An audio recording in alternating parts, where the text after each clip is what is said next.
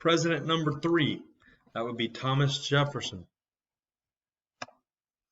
So this was a bitter campaign between Jefferson and Adams, president and vice president in 1800. And remember, these guys have been friends. Adams and Jefferson have worked together in the American Revolution. They worked together in writing the Declaration of Independence. They have been friends, but politically they are not in this period of time. And Jefferson wins by 8 electoral votes. And guys, Adams will not talk to Jefferson until for about 15, 16 years. And then they become friends again after they're, out of government service. So as you see, Jefferson wins by 8 electoral votes. So did Burr. So it's a tie. And Burr was Jefferson's running mate.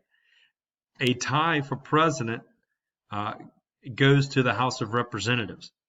Alexander Hamilton, who is not a representative, but he is a former Secretary of Treasury, he convinced enough Federalists in Congress to vote for Jefferson. Remember, Hamilton and Jefferson did not get along in Washington's cabinet. However, Alexander Hamilton knew Thomas Jefferson had the experience and he had the character that Burr lacked. So Alexander Hamilton convinced enough people in Congress, enough Federalists to get Jefferson the vote for President of the United States. As I said, Hamilton felt he was more qualified than Burr. Burr would become the vice president. This election uncovered a major flaw in the whole election process. So you're going to have, I think it is the 12th Amendment that deals with this. What you guys need to understand is Burr, you're going to read some stuff on him, and his character is highly questionable. So Hamilton, historically, you have to say, probably made a good call on that. Anyway, there's Jefferson's house, Monticello. He designed it. It's at the center of a major university today. That would be the university that Jefferson founded in Virginia, and that would be the University of Virginia. So, it's a peaceful transfer of power. The nation's 12 years old. The world not used to seeing a peaceful transfer of power. You say, how is it a transfer of power? It goes from the Federalist Party to the Democratic Republican Party.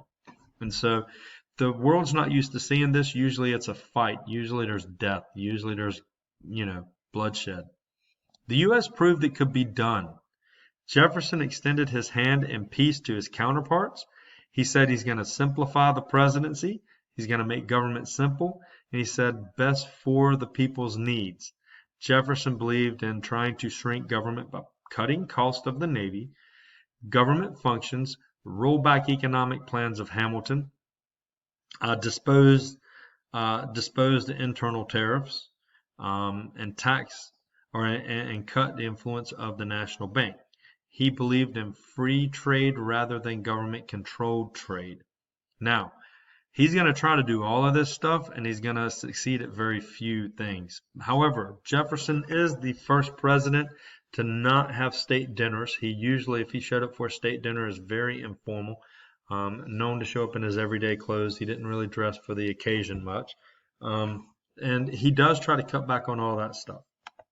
So, here's another picture of his house or his mansion, whatever you want to call it. We do need to point out that the Federalists are going to lose power in this time period, but John Marshall will be the Supreme Court Chief Justice, and he's a Federalist. So he's going to continue to exert Federalist power in the judicial branch for the next 40-something years. Adams appoints Marshall to the Supreme Court to strengthen the courts. Adams pushed through what is called the Judiciary Act of 1801, and it ups the number of federal judges by 16. Adams, on the last day he's president in office, and that would be March 3rd, 4th, he signed papers for federal judges, hence it's termed the Midnight Judges. So Jefferson argued that these letters were signed but not sent out on time, so they're invalid. And he told Secretary of State James Madison not to mail them. There's one judge, William Marbury, who sues because he never got his papers, and Adams had promised they would come in the mail. Keep in mind, Most of these judges who were Federalists, Jefferson didn't have a problem with, and mailed most of the letters. But there were a few, like William Marbury. He said, no, don't mail those papers. So you get this famous court case, Marbury versus Madison, and that would be William Marbury versus James Madison. And the Supreme Court ruled the Judiciary Act, part of it, was unconstitutional, so that's a Republican victory. Madison did not, and this is the big thing, Madison did not have to hand over papers to Marbury because it didn't get done in time. So if you're president, you better get everything done by 12 p.m. January 20th. It established judicial review. That's what you need to underline, and that's the ability of the Supreme Court to declare an act of Congress either constitutional or unconstitutional. This became the cornerstone and is the cornerstone of U.S. law today. So this is what you need to know. Even though Madison's going to win it and he didn't have to give the papers to Marbury, you need to know it allows the Supreme Court to go back and look at a congressional law signed off by Congress and the president. Judicial review. Make sure you know that. Hamilton and Burr. Alexander Hamilton will end up dueling Aaron Burr in 1800. Hamilton votes against Burr for president, and in 1804, Hamilton helps defeat Burr in New York for governor. So Burr demands a duel to restore his career and get Hamilton off his back. There's two different accounts of this duel.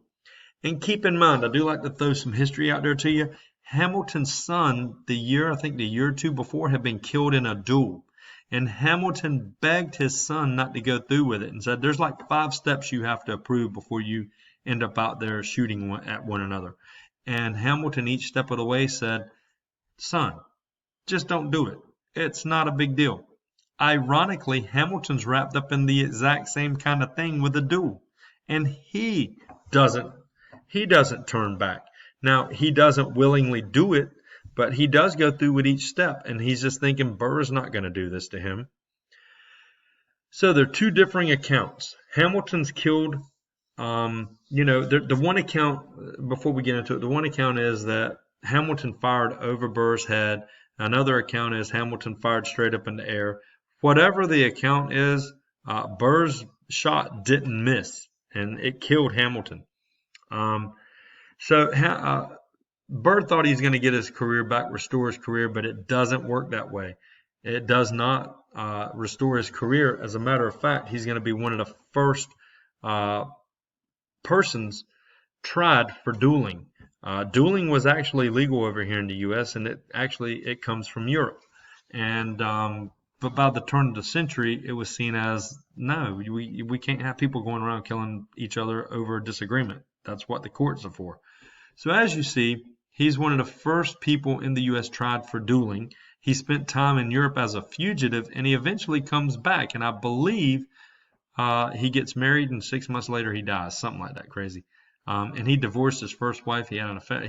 All this good stuff. You can read about Aaron Burr. It's interesting, to tell you the truth. As you see, you got the video here, Duel in a Nutshell. It's 1:30. You can check that out if you're interested.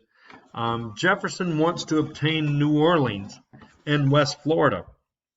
Why would he want to do this? To control the Mississippi River, an extremely important trade river for the U.S.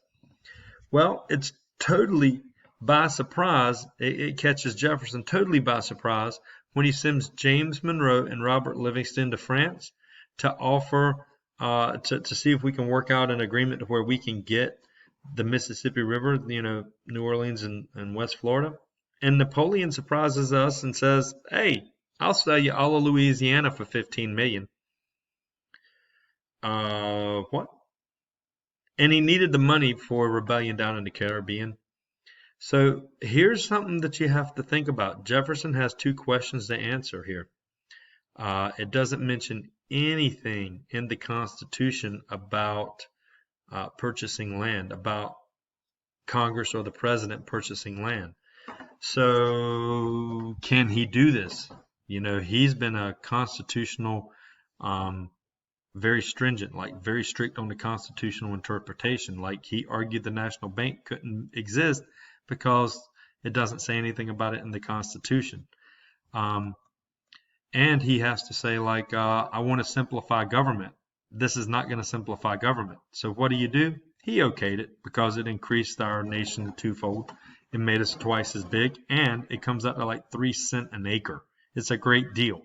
So Jefferson's goal to simplify government, he did not accomplish this. He actually extended the power of the president and the federal government.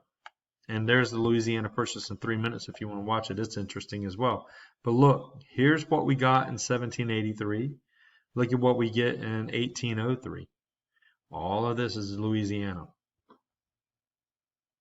15 million. So, foreign affairs. Something you need to know about. The Barbary Pirates. They're in North Africa. These are dictatorships or leaderships in North Africa. Jefferson is a cheapskate. He doesn't want to spend a dime on anything, even though he bought Louisiana in 1803. But in 1801, pirates in North Africa want their bribe, which, by the way, Washington and Adams paid this bribe. I think it's like $15,000 a year. So when Jefferson refuses to pay this bribe of $15,000, they want more. They want 20, they want 30, 40, 60, and he says, I'm just going to fight you for it. So this war goes on for 4 years, and it's like 5 expeditions over there. It's not a continuous war like we think today. We raise a navy and we send it over there, and you know, there's a couple of them that were not successful at all. But actually, during this period of time, Jefferson wants to not build a navy, and he wants to build these huge warehouses to where once we're finished with the ships that we do build in Virginia, we can just store them. And the only reason he allows this navy to be built was because we needed it. And then he finds out that if we leave the ships in port and we have to keep them up, it's cheaper than building the warehouse. And he says, well, if it's cheaper than building a warehouse, that's fine. So even during the war, he's trying to cut down his navy and trying to figure out how to store it where we could take the ships out of the water so we can keep them maintained.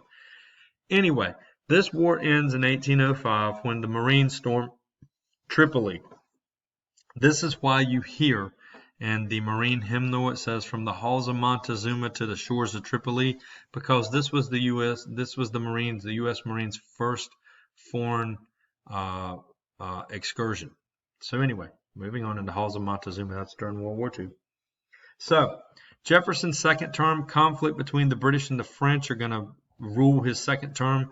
Jefferson tries to remain neutral like Washington and Adams, tried not to appease or side with either of the two countries. He ends up making his own side, and he ends up owning the Chesapeake incident for doing this.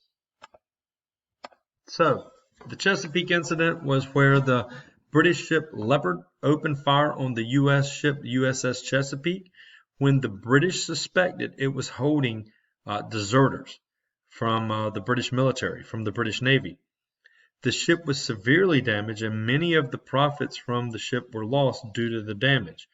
So here's what happens. And by the way, just to kind of throw this out there, they were harboring deserters from the British Navy.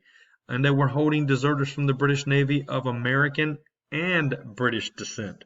So in other words, yeah, some of those soldiers that had been impressed by the British naval ships, they actually got away.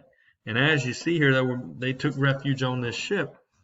So Jefferson formally protested this action and demanded the British an apology from the British and a full restitution of impressed sailors, as well as a promise from the British government to suspend all further impressment of American citizens, American seamen.